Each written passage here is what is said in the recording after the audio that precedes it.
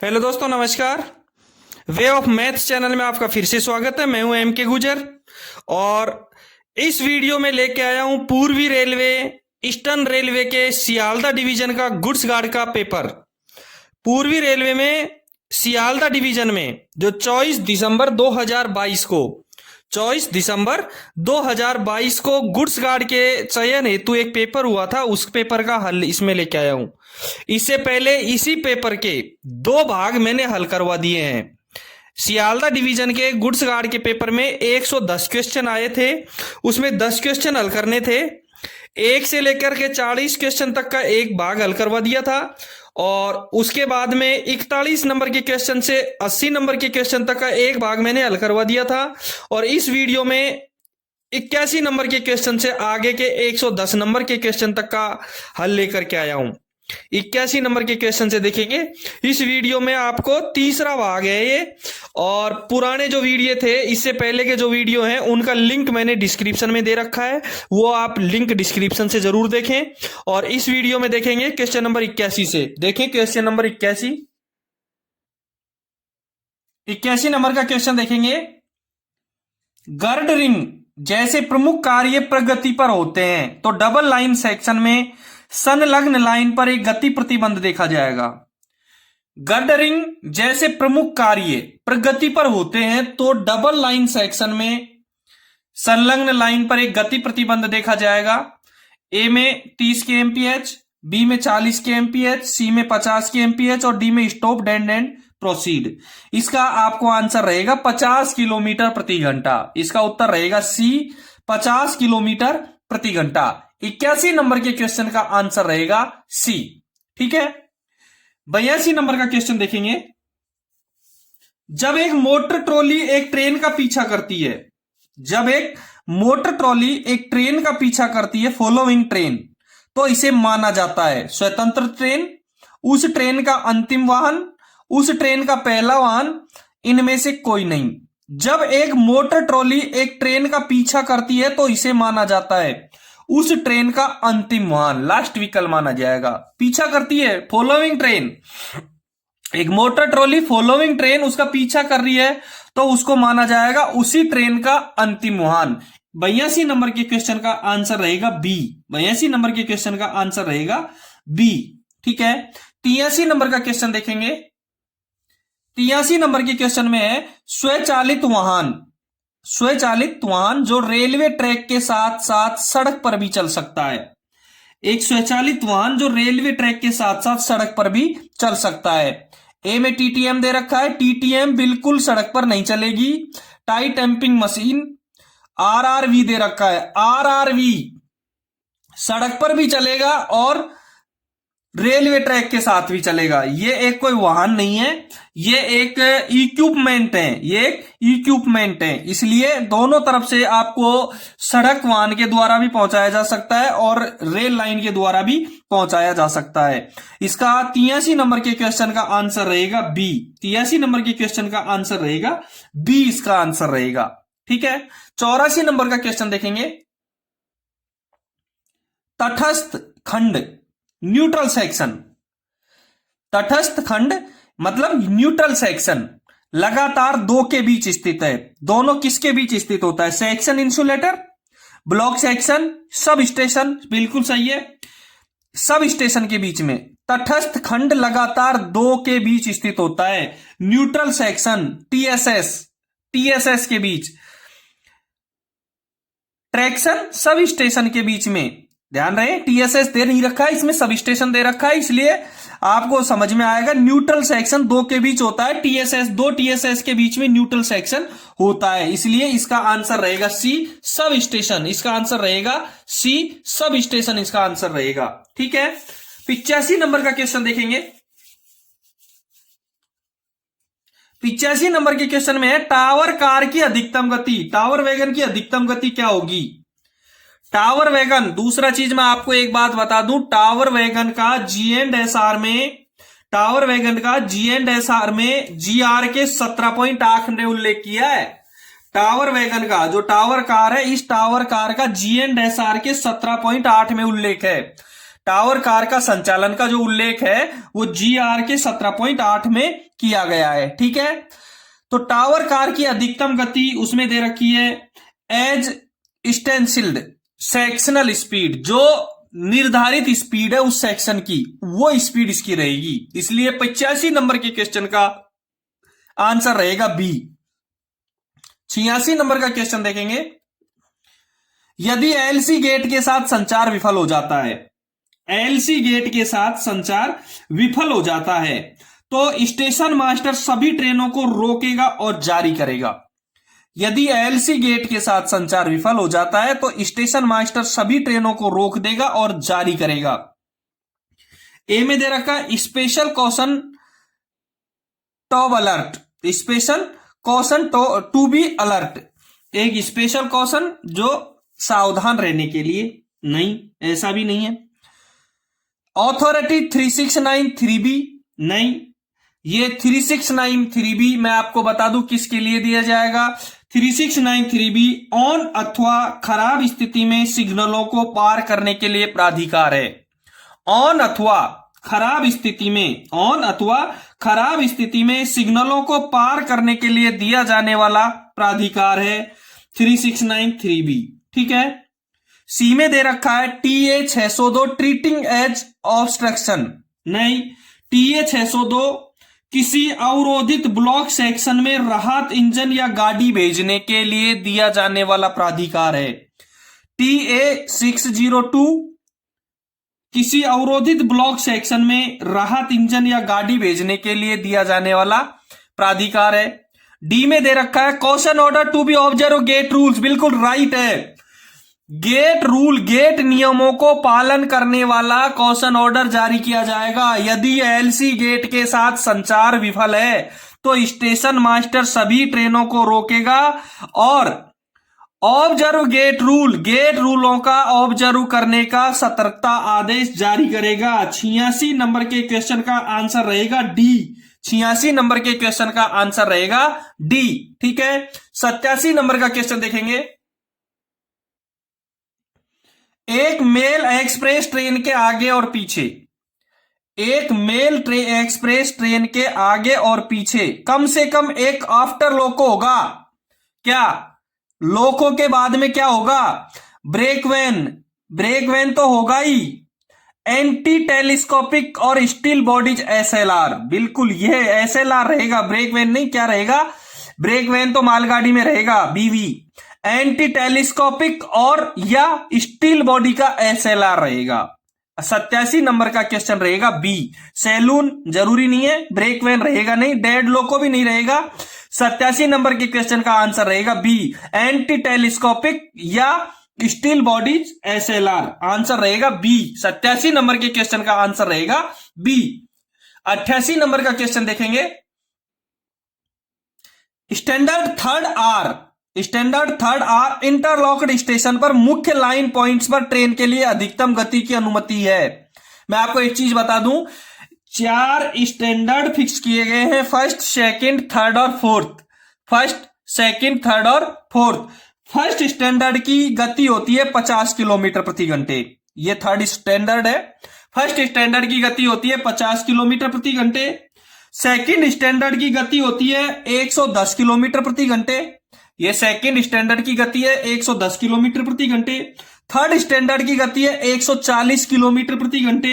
88 number के question का answer A सही रहेगा। थर्ड स्टैंडर्ड की गति 140 किलोमीटर प्रति घंटे और फोर्थ स्टैंडर्ड की गति रहेगी 160 किलोमीटर प्रति घंटे। फोर्थ स्टैंडर्ड की गति रहेगी 160 किलोमीटर प्रति घंटे। ठीक है, 88 नंबर के क्वेश्चन का आंसर रहेगा ए। 88 नंबर के क्वेश्चन का आंसर रहेगा ए। 89 नंबर का क्वेश्चन देखें। उससे पहले यदि आपने चैनल को सब्सक्राइब नहीं किया है तो एक बार सब्सक्राइब जरूर करें। देखिए क्वेश्चन नंबर 89। 89 नंबर के क्वेश्चन में है स्टैंडर्ड 4 आर इंटरलॉक्ड स्टेशन पर मुख्य लाइन पॉइंट्स पर ट्रेन के लिए अधिकतम गति की अनुमति है। फिर से बता दिया मैंने, अभी बताया है। फर्स्ट स्टैंडर्ड के लिए 50 kmph, सेकंड स्टैंडर्ड के लिए 110 kmph, थर्ड स्टैंडर्ड के लिए 140 kmph और फोर्थ स्टैंडर्ड के लिए 160 kmph की गति रहेगी। सेम 90 नंबर के क्वेश्चन में भी यही है। Standard first R interlocked station पर मुख्य लाइन पॉइंट्स पर ट्रेन की अधिकतम गति क्या होगी? फर्स्ट स्टैंडर्ड के लिए 50 kmph, सेकंड स्टैंडर्ड के लिए 110 kmph, थर्ड स्टैंडर्ड के लिए 140 kmph और फोर्थ स्टैंडर्ड के लिए 160 kmph। 89 नंबर का क्वेश्चन का आंसर सी रहेगा और 90 नंबर के क्वेश्चन का आंसर ए रहेगा। ठीक है, 91 नंबर का क्वेश्चन देखेंगे। हाल ही में जारी स्वच्छता में किस शहर को सबसे स्वच्छ का नाम दिया गया है? सर्वेक्षण लीग 2020 के परिणाम के अनुसार देखना है। सर्वेक्षण लीग 2020 के अनुसार हमको देखना है। ए में कोलकाता दे रखा है, बी में चेन्नई दे रखी है, सी में इंदौर दे रखा है, डी में राजकोट दे रखा है। हमको देखना है स्वच्छता में किस शहर को सबसे अच्छा स्वच्छ का नाम दिया है। ध्यान रहे, आवास एवं शहरी मामलों के मंत्रालय द्वारा, कौन से? आवास एवं शहरी मामलों के मंत्रालय द्वारा किए गए इस वार्षिक स्वच्छता सर्वेक्षण में मध्य प्रदेश के इंदौर शहर को लगातार चौथी बार, सी सही रहेगा, मध्य प्रदेश के इंदौर शहर को लगातार चौथी बार देश के सबसे स्वच्छ शहर का दर्जा प्राप्त हुआ है। ध्यान रहे, कौन सी श्रेणी वाले शहरों में? 1 लाख से अधिक जनसंख्या की श्रेणी में जो शहरों का आवंटन किया गया था ना, शर्त लगाई गई थी कि 1 लाख से अधिक जनसंख्या वाले शहरों में स्वच्छ शहरों का दर्जा इंदौर के शहर, मध्य प्रदेश के शहर इंदौर को प्राप्त हुआ है। 91 नंबर के क्वेश्चन का आंसर रहेगा सी, इंदौर। 91 नंबर के क्वेश्चन का आंसर रहेगा सी, इंदौर रहेगा। ठीक है, 92 नंबर का क्वेश्चन देखेंगे। राष्ट्रीय आपदा प्रतिक्रिया बल NDRF, national disaster response force, राष्ट्रीय आपदा प्रतिक्रिया बल नेशनल डिजास्टर रेस्पॉन्स फोर्स अकादमी किस शहर में स्थापित की जानी है? किस शहर में स्थापित की जानी है अकादमी? ध्यान रहे, राष्ट्रीय आपदा अनुक्रिया बल का मुख्यालय एक बार आया था, राष्ट्रीय आपदा अनुक्रिया बल का मुख्यालय अंत्योदय भवन नई दिल्ली में है। कौन सी का? राष्ट्रीय आपदा अनुक्रिया बल का मुख्यालय नई दिल्ली में अंत्योदय भवन। राष्ट्रीय आपदा प्रतिक्रिया बल NDRF की अकादमी किस शहर में स्थापित की जानी है?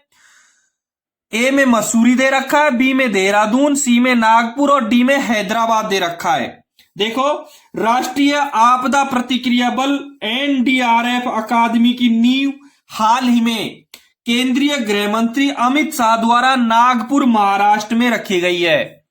इसकी जो नींव है अकादमी की, वो नागपुर महाराष्ट्र में रखी गई है। उन्होंने नागपुर स्थित राष्ट्रीय अग्निशमन सेवा महाविद्यालय के एक परिसर का भी उद्घाटन किया था। उसी समय नागपुर में स्थित राष्ट्रीय अग्निशमन सेवा महाविद्यालय के एक परिसर का भी उद्घाटन किया था। राष्ट्रीय आपदा प्रबंधन बल आपदा प्रतिक्रिया से संबंधित कार्यों के लिए एक समर्पित बल का गठन वर्ष 2006 में किया गया था। यह जो बल है राष्ट्रीय आपदा प्रतिक्रिया बल NDRF का गठन 2006 में किया था। इसका गठन 2006 में किया था। यह आपदा प्रतिक्रिया से संबंधित कार्यों के लिए एक समर्पित बल का गठन था जो 2006 में किया था। 92 क्वेश्चन का आंसर रहेगा सी, नागपुर। और नागपुर स्थित है महाराष्ट्र में, नागपुर महाराष्ट्र में स्थित है। 93 नंबर का क्वेश्चन देखेंगे।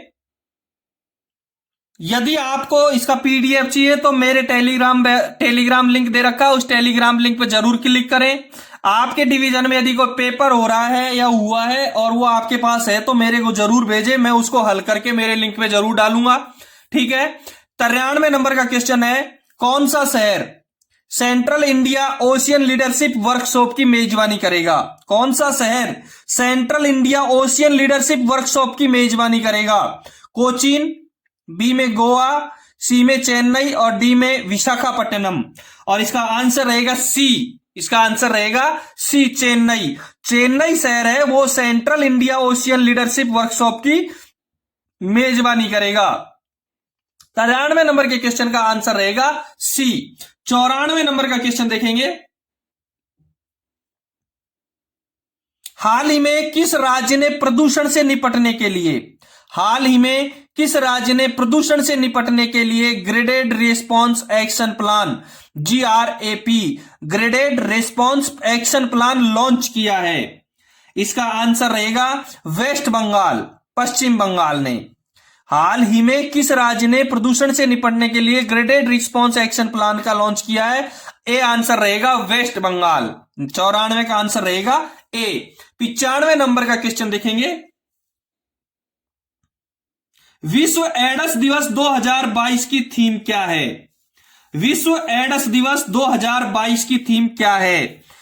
ए में किसी को पीछे नहीं छोड़ना, बी में बराबर करना, सी में सहानुभूति देना और डी में एड्स से बचे लोगों को शामिल करना। मैं एक बात बता दूं आपको कि वर्ल्ड एड्स डे 2022 की थीम एक्युलाइज यानी समानता थी। वर्ष 2022 के वर्ल्ड एड्स डे 2022 की थीम एक्युलाइज यानी समानता थी। हर साल यूनाइटेड नेशंस की एजेंसियां और कई देशों की सरकार मिलकर के एड्स दिवस की थीम पर अभियान चलाते हैं। क्या करते हैं? एड्स दिवस की थीम पर अभियान चलाते हैं, जिससे लोग इस बीमारी के प्रति जागरूक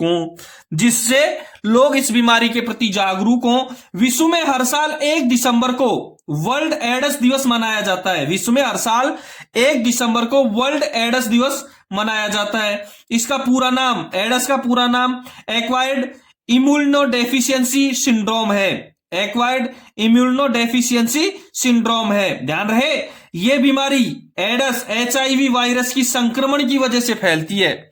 जो एड्स की बीमारी है वो HIV वायरस की संक्रमण की वजह से फैलती है।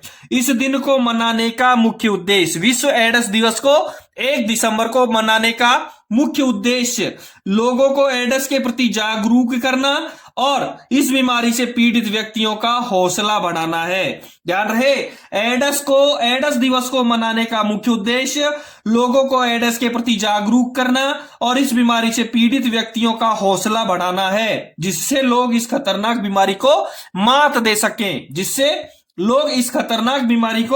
मात दे सकें। ठीक है, ध्यान रहे। 95 नंबर के क्वेश्चन का आंसर रहेगा बी, एक्युलाइज यानी समानता। 95 क्वेश्चन का आंसर रहेगा बी। 96 नंबर का क्वेश्चन देखेंगे। 96 नंबर के क्वेश्चन में है, 3 भारतीय मूल की महिलाओं को किस देश में सुपरस्टार ऑफ STEM के रूप में चुना गया है? 3 भारतीय मूल की महिलाओं को किस देश में सुपरस्टार ऑफ STEM के रूप में चुना गया है? ए में दे रखा USA, बी में जर्मनी, सी में ऑस्ट्रेलिया और डी में कनाडा। किस देश ने भारतीय मूल की महिला, मैं पहले आपको भारतीय मूल की महिलाएं बता देता हूं कौन कौन सी हैं। नीलिमा कड़ियाला, एक भारतीय पहली महिला है नीलिमा कड़ियाला। दूसरी डॉक्टर ऐना बाबूरामनी, दूसरी जो महिला है उसका नाम है डॉक्टर ऐना बाबूरामनी। और तीसरी जो महिला है वो है डॉक्टर इंद्राणी मुखर्जी।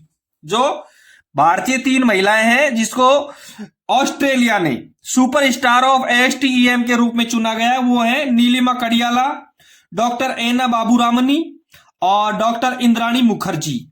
ठीक है, और इसको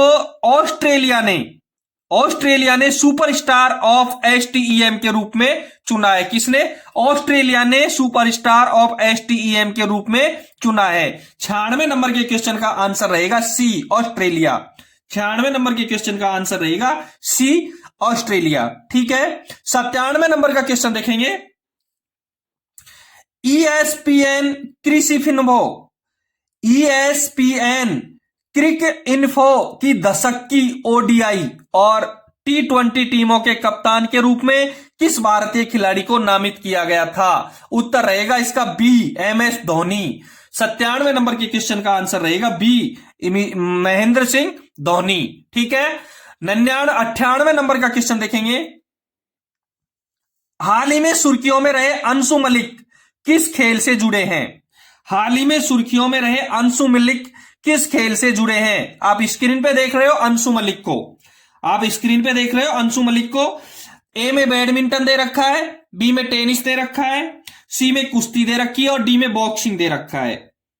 ध्यान रहे, अंशु मलिक गांव निडानी, जिला जिंद, हरियाणा के हैं। अंशु मलिक गांव निडानी, जिला जिंद, हरियाणा के हैं और ये एक प्रतिभाशाली फ्री स्टाइल महिला पहलवान है। अंशु मलिक ये एक प्रतिभाशाली फ्री स्टाइल महिला पहलवान है, हरियाणा की है। और अंशु मलिक कुश्ती से संबंधित एक महिला पहलवान है। 98 नंबर का क्वेश्चन का आंसर रहेगा सी, कुश्ती इसका आंसर रहेगा।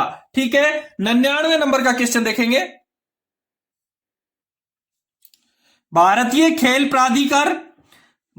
खेल प्राधिकरण SAI और किस खेल महासंघ ने हाल ही में देश भर में 7 स्थानों पर उच्च प्रदर्शन केंद्र स्थापित करने की घोषणा की है? इसका आंसर रहेगा D, swimming federation of India. इसका आंसर रहेगा D, swimming federation of India. ठीक है, 99 क्वेश्चन का आंसर डी। 100 नंबर का क्वेश्चन देखेंगे। भारत के किस खेल या कोच गुरु को प्रतिष्ठित 2019 अंतरराष्ट्रीय ओलंपिक समिति के coach life time achievement award के पुरुष वर्ग में सम्मानीय उल्लेख मिला है? भारत के किस खेल या खेल कोच या गुरु को प्रतिष्ठित 2019 का अंतरराष्ट्रीय ओलंपिक समिति के coach life time achievement award के पुरुष वर्ग में सम्मानीय उल्लेख मिला है? ए में ए गोपीचंद, ये ए गोपीचंद नहीं है, इसका पूरा नाम पी गोपीचंद है। ये पी गोपीचंद है, पुलेला गोपीचंद। रमाकांत आचरेकर, महावीर सिंह फोगट और माइकल फरेरा। ठीक है, अब मैं इसका क्लियर करवा दूं आपको। ये उसका आंसर रहेगा ए, पी गोपीचंद। इसका आंसर रहेगा ए, पी गोपीचंद। ध्यान रहे, पी गोपीचंद बैडमिंटन के कोच हैं। पी गोपीचंद बैडमिंटन के कोच हैं। इनके मार्गदर्शन में ओलंपिक पदक विजेता साइना नेहवाल, इनके मार्गदर्शन में कौन कौन से खिलाड़ी रहे हैं हिंदुस्तान के? विजेता साइना नेहवाल, ओलंपिक रजत पदक विजेता पीवी सिंधु और किदाम्बी श्रीकांत जैसे खिलाड़ी लगातार सीखते आ रहे हैं। पी गोपीचंद जो बैडमिंटन के अंतरराष्ट्रीय ओलंपिक समिति के coach life time achievement award के विजेता हैं। इनके मार्गदर्शन में ओलंपिक पदक विजेता साइना नेहवाल, ओलंपिक रजत पदक विजेता पीवी सिंधु और किदाम्बी श्रीकांत जैसे खिलाड़ी लगातार सीखते आ रहे हैं। 100 नंबर के क्वेश्चन का आंसर रहेगा ए। 100वें नंबर के क्वेश्चन का आंसर रहेगा ए। 101 नंबर का क्वेश्चन देखेंगे। भारत के संविधान के अनुच्छेद किसके अनुसार, अनुच्छेद का नंबर देना है, देवनागरी लिपि में हिंदी भाषा संघ की राजभाषा होगी? ए में 370, बी में 343, सी में 343 का 1 और डी में 342 का 1। 101 का आंसर रहेगा सी। ध्यान रहे, अनुच्छेद 343 के 1 के अनुसार, अनुच्छेद 343 के 1 के अनुसार संघ की राजभाषा हिंदी और लिपि देवनागरी होगी। अनुच्छेद 343 के 1 के अनुसार संघ की राजभाषा हिंदी और लिपि देवनागरी होगी। संघ के शासकीय प्रयोजनों के लिए प्रयोग होने वाले अंकों का रूप भारतीय अंकों का अंतरराष्ट्रीय रूप होगा। संघ के शासकीय प्रयोजनों के लिए प्रयोग होने वाले अंकों का रूप भारतीय अंकों का अंतरराष्ट्रीय रूप होगा। इसलिए 101 नंबर के क्वेश्चन का आंसर रहेगा सी, 343 का 1। आप देखेंगे 102 नंबर का क्वेश्चन। मैं बता दूं आपको, यदि आप चैनल पे नए हैं तो एक बार सब्सक्राइब जरूर करें। इससे पहले के बहुत सारे पेपर हल करवा रखे हैं, उनका वीडियो देखने के लिए आप इसका डिस्क्रिप्शन जरूर देखें। डिस्क्रिप्शन में सबके सब वीडियो दे बनाए हैं, उनके सबके लिंक दे रखे हैं। ठीक है, 102 नंबर का क्वेश्चन है, राजभाषा अधिनियम में पारित किया गया था 1963, 1950, 1947 और 1960। आंसर रहेगा ए, राजभाषा अधिनियम 1963 में पारित किया गया था। राजभाषा अधिनियम 1963 में पारित किया गया था। ठीक है, 103 नंबर का क्वेश्चन देखेंगे। अभ्यावेदन हिंदी में किए जाने या हस्ताक्षरित होने पर, अभ्यावेदन हिंदी में किए जाने या हस्ताक्षरित होने पर में उत्तर दिया जाएगा। किस में उत्तर दिया जाएगा? यदि आपने अभ्यावेदन हिंदी में किया है, हस्ताक्षर हिंदी में किए हैं, तो आपका उत्तर भी हिंदी में दिया जाएगा। 103 नंबर के क्वेश्चन का आंसर रहेगा ए। 103 नंबर के क्वेश्चन का आंसर रहेगा ए। ठीक है। 104 नंबर का क्वेश्चन देखेंगे। केंद्र सरकार के कार्यालयों में टिप्पणी खालिस्तान में एक कर्मचारी द्वारा की जा सकती है और इसका अनुवाद प्रस्तुत करने के लिए अनुवाद की आवश्यकता होगी। केंद्र सरकार के कार्यालय में टिप्पणी, केंद्र सरकार के कार्यालय में टिप्पणी हिंदी में एक कर्मचारी द्वारा की जा सकती है और इसका अनुवाद प्रस्तुत करने के लिए अनुवाद की आवश्यकता होगी। आंसर रहेगा ए, हिंदी। 104 नंबर के क्वेश्चन का आंसर रहेगा ए। 105 नंबर का क्वेश्चन देखेंगे।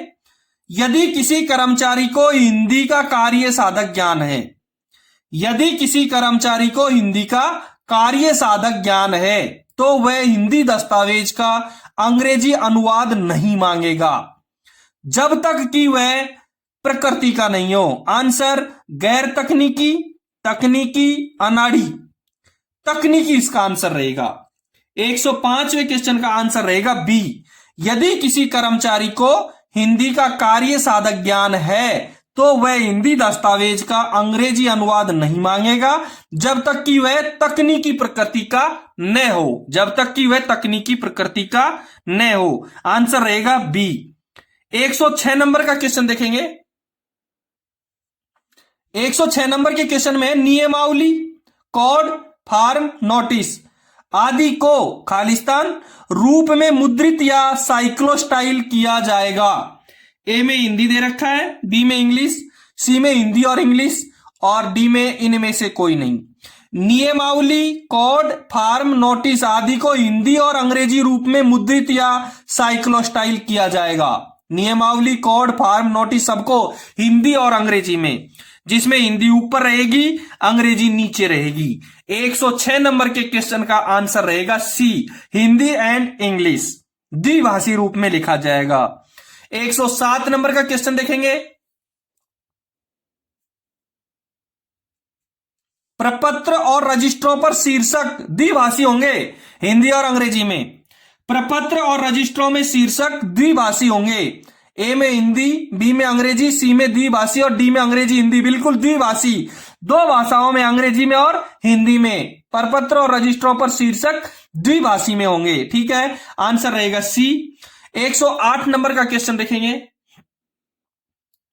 राजभाषा नियमों के अनुपालन की जिम्मेदारी की होगी प्रशासनिक प्रमुख या कार्यालय प्रमुख, बी में कार्यालय प्रमुख, सी में प्रशासनिक प्रमुख और डी में इनमें से कोई नहीं। सारे के सारे सही हैं। प्रशासनिक प्रमुख या कार्यालय प्रमुख दोनों ही सही हैं। राजभाषा नियमों की अनुपालना की जिम्मेदारी प्रशासनिक प्रमुख की भी होगी और कार्यालय प्रमुख की भी होगी। दोनों ही आंसर इसके सही रहेंगे, इसलिए आंसर रहेगा 108 नंबर के क्वेश्चन का ए आंसर सही रहेगा। 108 नंबर के क्वेश्चन का आंसर रहेगा ए। 109 नंबर का क्वेश्चन देखेंगे। केंद्रीय हिंदी समिति के अध्यक्ष KHS, केंद्रीय हिंदी समिति के अध्यक्ष होंगे राष्ट्रपति, प्रधानमंत्री, उपराष्ट्रपति और गृह मंत्री। आंसर रहेगा बी। केंद्रीय हिंदी समिति के अध्यक्ष होंगे प्रधानमंत्री। आंसर रहेगा बी। 109 नंबर के क्वेश्चन का आंसर रहेगा बी, प्रधानमंत्री। 110 नंबर का क्वेश्चन देखेंगे जो इस पेपर का अंतिम क्वेश्चन होगा। संसद की राजभाषा समिति के लिए समिति सदस्यों की संख्या कितनी है? ए में 10, बी में 20, सी में 30 और डी में 40 दे रखी है। ध्यान रहे, यदि क्वेश्चन आएगा कि संसद की राजभाषा समिति के लिए लोकसभा के कितने सदस्यों की संख्या होती है तो बी आंसर रहता 20। लोकसभा के 20 और राज्यसभा के 10, कुल मिलाकर के 30 सदस्यों की आवश्यकता होती है। संसद की राजभाषा समिति के लिए समिति सदस्यों की संख्या 30 होगी, जिसमें लोकसभा के 20 और राज्यसभा के 10 सदस्य होंगे। आंसर रहेगा 110 का सी आंसर रहेगा। दोस्तों 110 प्रश्नों में से 100 प्रश्न करना अनिवार्य है। आपके पेपर में पहले हल किए हुए 100 प्रश्न ही जांचे जाएंगे। इसलिए कम से कम हल करें, जितने आप जानते हो उतने ही हल करें, नेगेटिव करने की नहीं सोचें। फिर मिलते हैं अगले एपिसोड में किसी नए पेपर के साथ में। यदि आपको पेपर का पीडीएफ चाहिए तो मेरे टेलीग्राम लिंक पे जरूर क्लिक करें, और या आपके डिवीजन में यदि पेपर हुआ है तो मुझे जरूर भेजिए। थैंक यू, धन्यवाद। फिर मिलते हैं अगले एपिसोड में किसी नए पेपर के साथ। जब तक के लिए धन्यवाद।